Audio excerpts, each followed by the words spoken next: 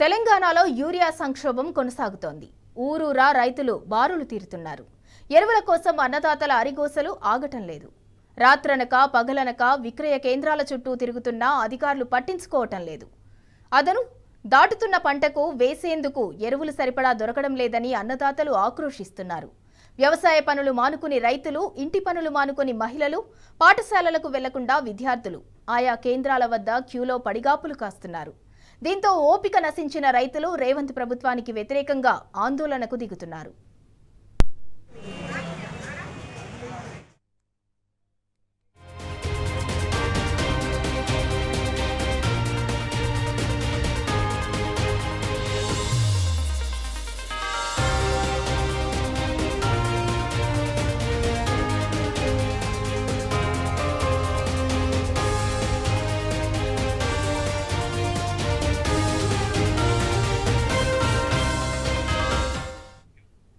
సాగు పనులు జోరుగా నడుస్తున్న వేళ రోజుల కొద్దీ దుకాణాల ముందు నిరీక్షిస్తున్నారు రైతులు.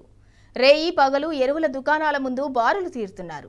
తెల్లారి లేచింది మొదలు తిండి తిప్పలు మాని ఎరువుల దుకాణాల ముందు బారులు తీరినా బస్తా యూరియా దొరకట్లేదు. తమ వంతు వచ్చేసరికి ఉన్న సరుకు అయిపోతుందేమోనని ఆందోళన, పక్కకెళ్తే కష్టమని కడుపులు మార్చుకుంటున్నారు. పంటకు ప్రాణం పోసే ఎరువు దొరికితే చాలనుకుని గంటల తరబడి క్యూలైన్లలో పడిగాపులు కాస్తున్నారు. ఎక్కడాగిందో, ఎందుకాగిందో, మాకెందుకు యూరియా ఇవ్వండి సార్ అంటూ బారులు తీరుతోంది తెలంగాణ రైతాంగం.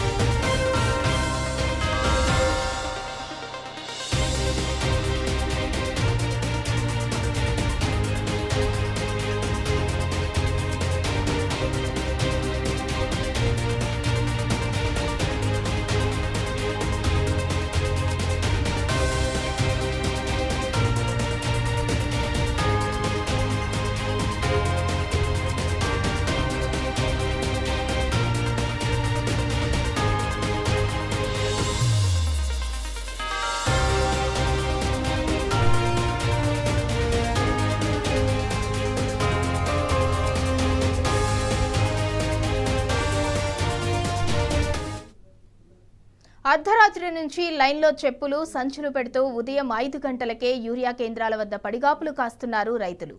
అయినా కూడా యూరియా దొరకకపోవడంతో తీవ్ర స్థాయిలో ఇబ్బందులకు గురవుతున్నారు. రోడ్ల మీదకి ఎక్కి ధర్నాలు, రాస్తారోకోలు చేసినా లాభం లేకపోవడంతో అధికారుల కాళ్లు మొక్కాల్సిన పరిస్థితి రైతన్నలది.